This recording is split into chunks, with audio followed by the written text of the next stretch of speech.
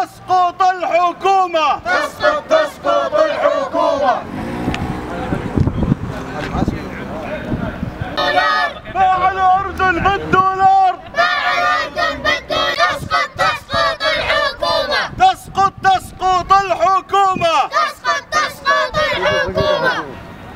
يلا بتكتب في التقرير. يلي بتكتب في التقرير. يلا بتكتب في التقرير. يلي بتكتب في التقرير. وصل لمعلمك الصغير. وصل لمعلمك الصغير. وصل لمعلمك الصغير. وصل لمعلمك الصغير. وين ما نزلت الأسعار. وين ما نزلت الأسعار. وين ما نزلت الأسعار. وين ما نزلت الأسعار. خلي البلد تولع نار. خلي البلد تولع نار. خلي البلد تولع نار. خلي البلد تولع نار. يلا بتكتب في التقرير. يلي بتكتب في التقرير. يلا بتكتب في التقرير. يلي بتكتب في التقرير. وصل لمعلمك الصغير. وصل لمعلمك الصغير. وصل لمعلمك الصغير. وصل لمعلمك الصغير. وين ما نزلت الأسعار. وين ما نزلت الأسعار. وين ما نزلت.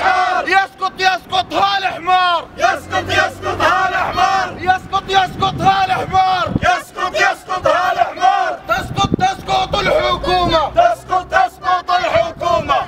تسقط الحكومة. تسقط الحكومة. حكومة رفع الأسعار. حكومة رفع الأسعار. حكومة رفع الأسعار. حكومة رفع الأسعار. يا أحرار يا أحرار. يا أحرار يا أحرار. باعوا الأردن بالدولار. باعوا الأردن بالدولار. باعوا الأردن بالدولار. باعوا الأردن بالدولار. باعوا الفوسفات بالدولار. باعوا الفوسفات بالدولار. باعوا الفوسفات بالدولار. باعوا الفوسفات بالدولار. باعوا المينا بالدولار. باعوا المينا بالدولار. وغلوا علينا الأسعار. غلوا علينا الأسعار. غلوا علينا الأسعار. غلوا علينا الأسعار. السامسة والتجار.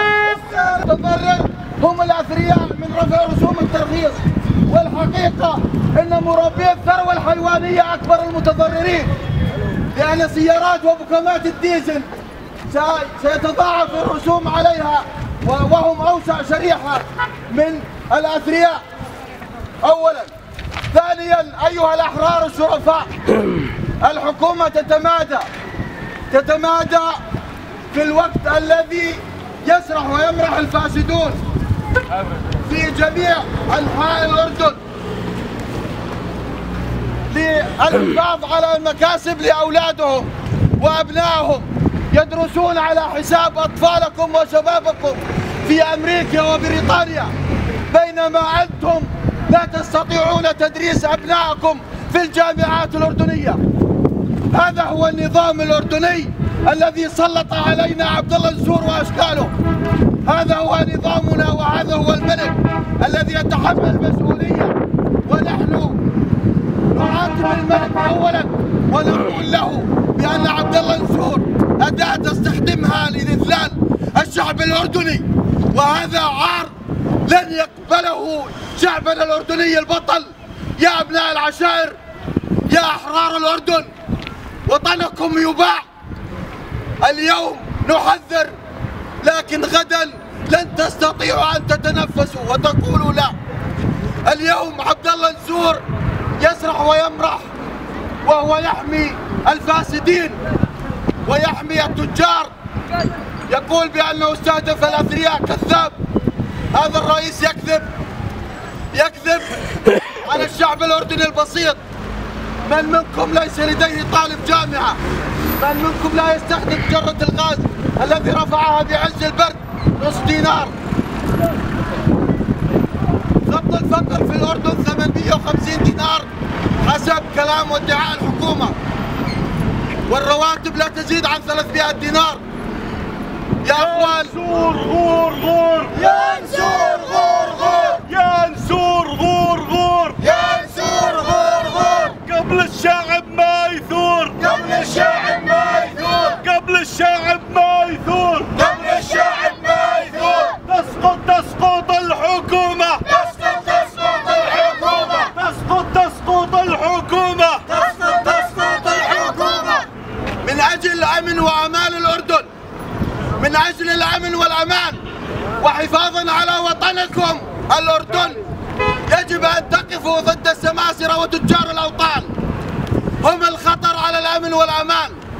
نحن نطالب بطريقة حضارية وطريقة ديمقراطية بحقوقنا وحماية مصالح الفقراء والشعب البسيط، بينما هم يتمادوا ويمدون أيديهم إلى لقمة خبزكم.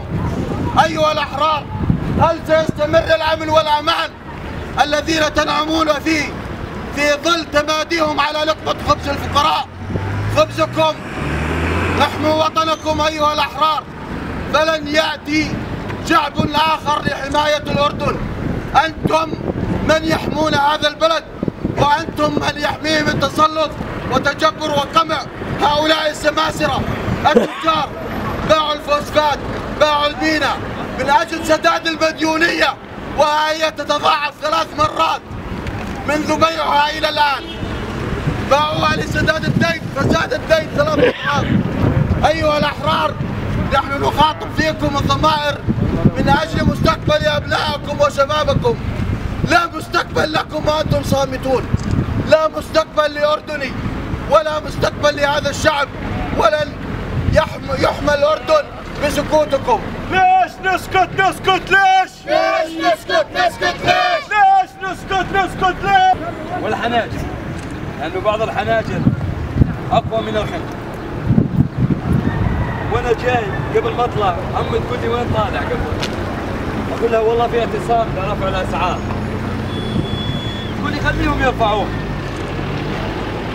4 سنين وأنتم تنادوا وما حدا رد عليكم.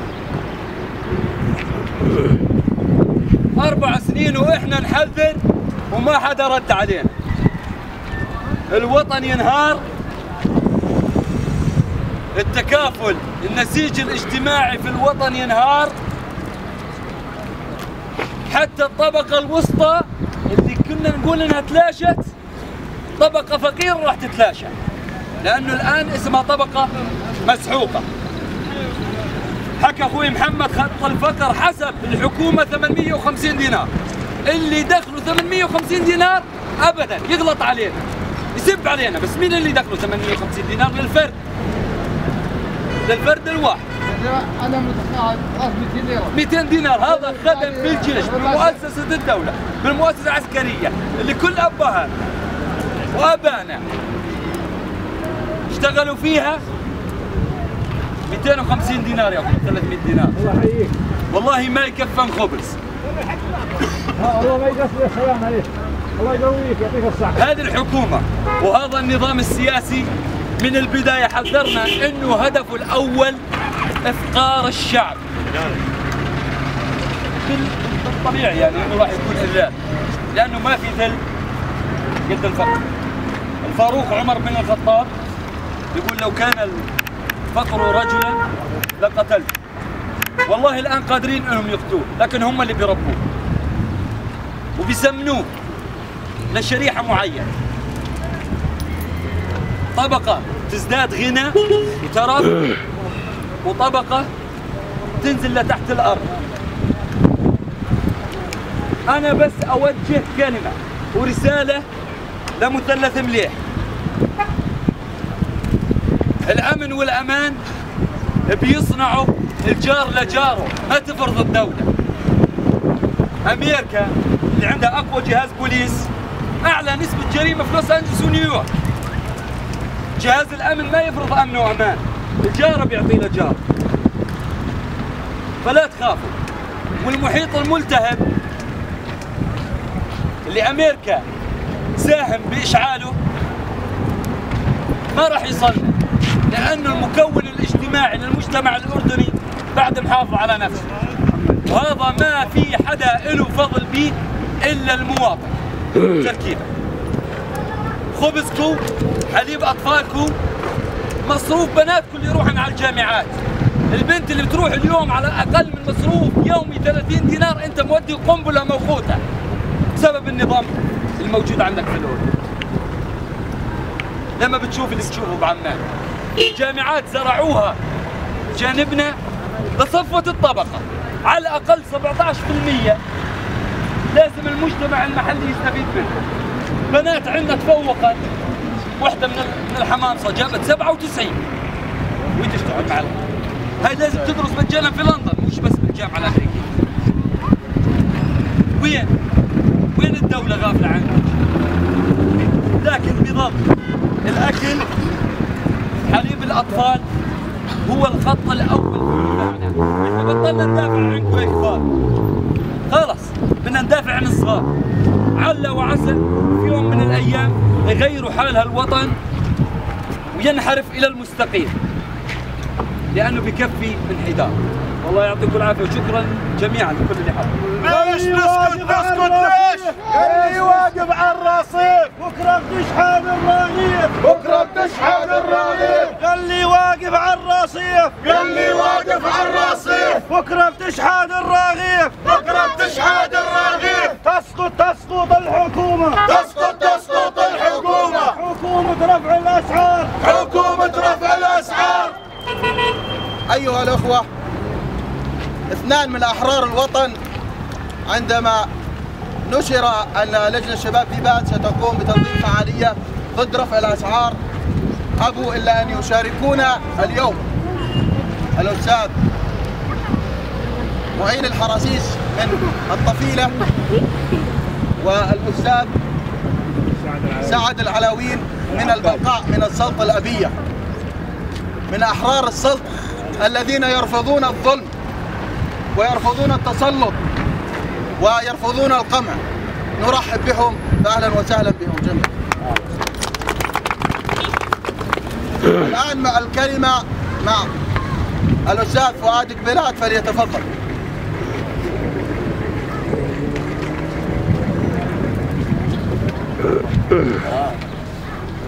بسم الله والصلاة والسلام على رسول الله. أنا أستغرب يا أخوان إنه لا يزال في ناس يقف بعيد عن الجمع. بال 2011 وال 2012 لما كنا نقول إنه الحكومة قاعدة تروح فينا نحو الهاوية حقهم لأنهم ما كانوا متأكدين.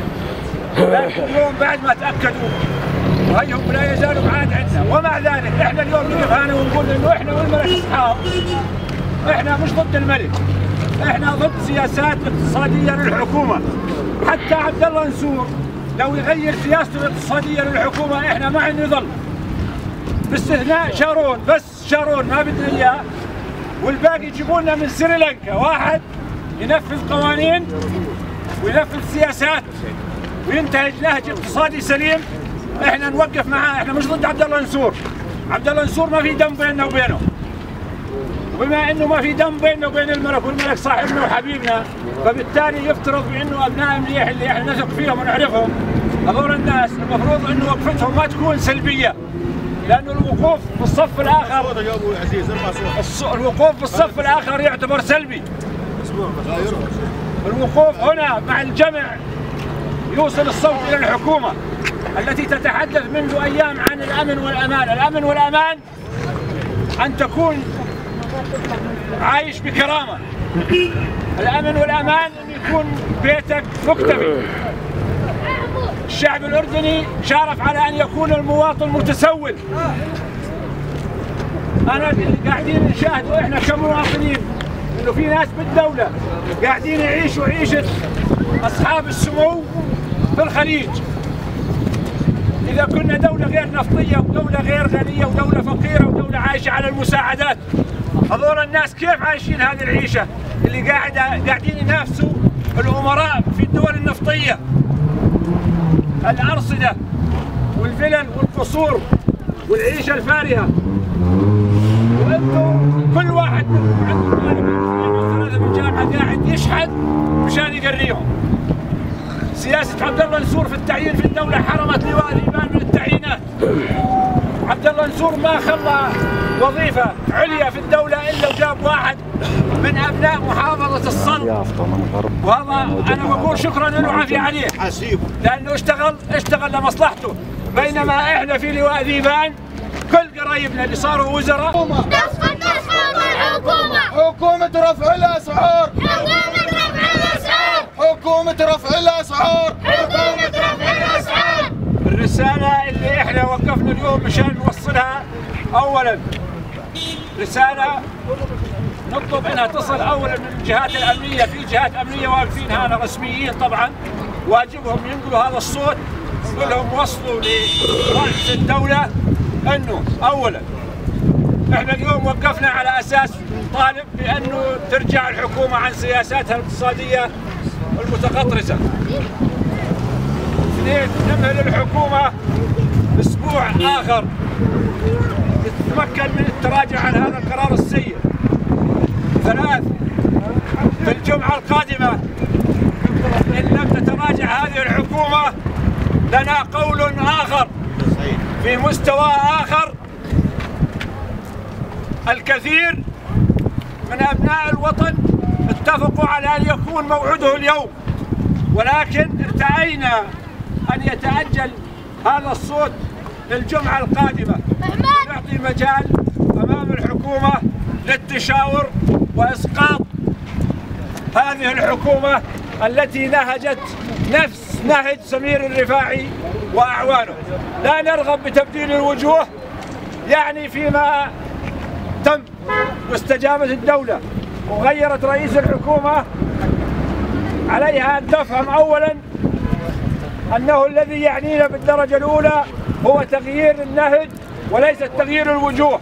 لا ولاء ولا انتماء، لا ولاء ولا انتماء، لا ولاء ولا انتماء، لا ولاء ولا انتماء إلا لرب السماء، إلا لرب السماء، إلا لرب السماء، إلا لرب السماء. النقطة الثالثة هي تغيير سياسة الحكومة الاقتصادية مش تغيير الوجوه. عبد الله نسور أو سمير الرفاعي أو غيره أو غيره أو سين أو صاد، هذا بده يرجع علينا بنفس النهج. نطالب بتغيير النهج. المواطن الأردني أصبح متسول. المواطن الأردني في مواطنين في مناطق أخرى بعيدة عن التجمعات العشائرية أصبحوا يمارسون بعض التصرفات الذي يندلها الجبين. عيب على الحكومة هذا الحكي، وهذه مسؤولية الملك شخصيا. في ممارسات خاطئة كان الشعب الأردني كانت هذه الممارسات غريبة عليه. نتيجة سياسة عبد الله نسور وارتفاع الأسعار المتكرر، جيبة المواطن لا يمكن أن تكون حل. أنا أستغرب إنه هذا الرئيس يقول عن نفسه إنه خبير مالي واقتصادي. كيف الخبير المالي والاقتصادي لا يمد يده في جيبة المواطن؟ لم يقدم أي مشروع. السلام عليكم يا اخوان. الحقيقة يعني الشباب يتكلموا عن أمن وأمان، فأي أمن وأمان يتكلموا عنه؟ أي أمن وأمان في هذا البلد ويسرق حق المواطن، يسرق ويوهب لإنسان آخر. أي أمن هذا؟ أنا أب لستة حملة بكالوريوس، اثنين منهم مهندسين، لم يعين في شركة الدولة واحد بحجة الواسطة المسؤولية فهذا أمن؟ أي أمن هذا؟ يعني حق أن يكون لي أو لابني يسرق ويعطى الآخر؟ أي أمن وأمان هذا؟ أمن شخصيات. الموضوع آخر يا إخوان، خلاص الأسعار يعني المسخمط اللي عنده بكم ديزل يروح يعرض زراعته أو يروح جاء 100 دينار رفع رسوم أقل 100. هو ركب جيب شروقي او كذا متوقع حتى بعدين راكب الجيب شروقي مو سهل عنه ترخيصها، لو ما زين مو سهل عنه. ناخذ ثلاثه كلمتين الى الجهات الامنيه المخابرات وهي راس التخطيط لهذا البلد، يوصل نبي يوصل. الدوله هذه فاشله وتسير الى مجاعه الشعب والمواطنين. انا شخص متقاعد عسكري 18 سنه من الجيش، انا اقاتل لاجل النظام ولاجل الملك وكذا، وراتبي يا اخوان بعد خصميات وبعد الاقتطاعات والمديونين مشان اقري اولادي الان 212 دينار ينزل للبنك يا اخوان. وكيل اول متقاعد عام 1991 212 دينار، 12 دينار زياده على المكشوف على المكشوف على المكشوف على المكشوف على المكشوف على المكشوف على المكشوف على المكشوف. انصور ما بدنا نشوف، انصور ما بدنا نشوف، انصور ما بدنا نشوف، انصور ما بدنا نشوف. يا انصور طير طير، يا انصور طير طير.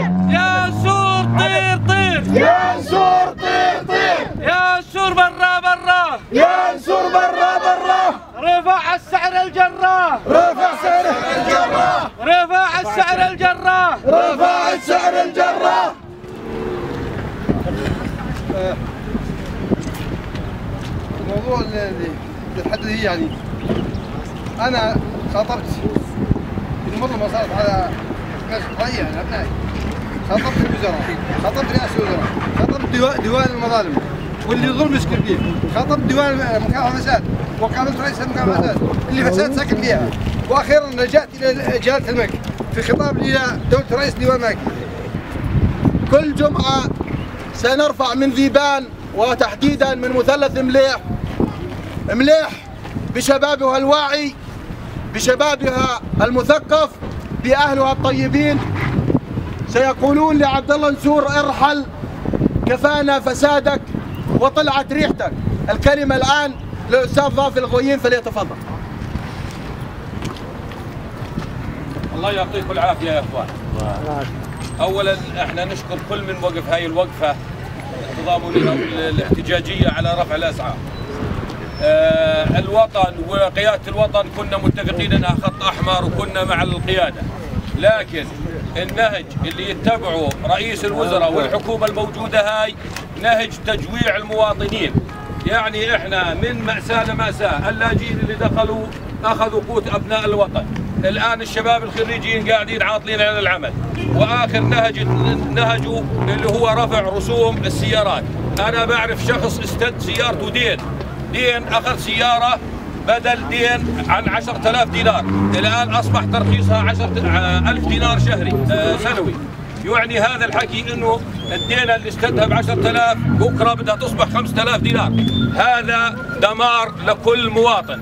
احنا هذه الرسالة بنوصلها لكل الجهات، مش مستحيين ولا خجلانين ولا خايفين، نحكي انه هذا نهج حكومي غير صحيح، يجب تعديل هذا النهج بأي كان. هذه رسالة يجب أن تصل لكل مسؤول في هذا البلد، وإحنا نشكر كل من وقف هاي الوقفة، وأشكركم جميعا. الله يعطيك العافية.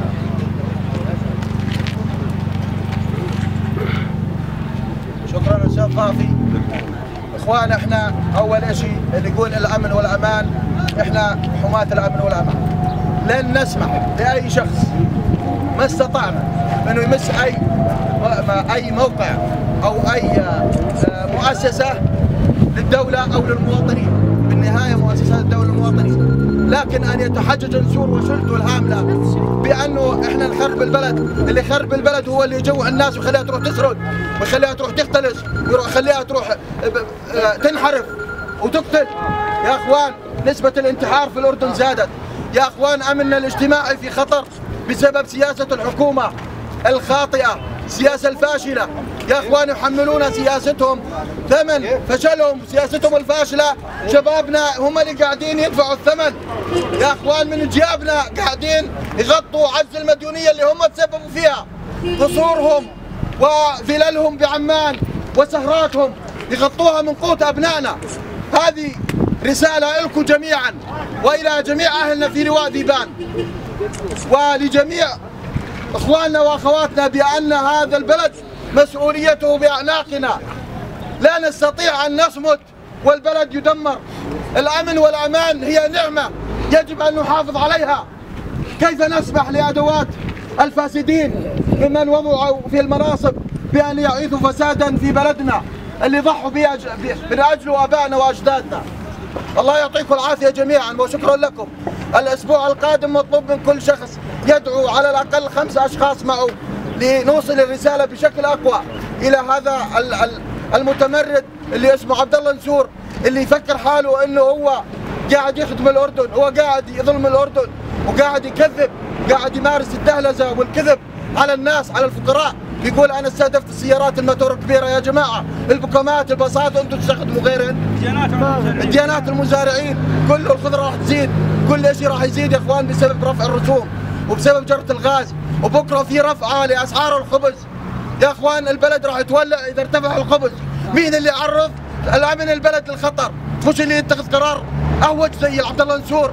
فاللي اتمناه من الجميع، وهي رساله لجميع اخواننا في المحافظات الأردنيين، أبناء العشائر، جميع مكونات شعبنا الأردني الفقراء، بأن يثوروا ضد هذا الفاسد ويسقطوه، ليأتي شخص يخاف الله ويراعي ضميره ويخدم الأمة أفضل من هذا الشخص الهرم العجوز الذي تمادى على قوت الشعب. شكرا لكم جميعا والسلام عليكم ورحمة الله.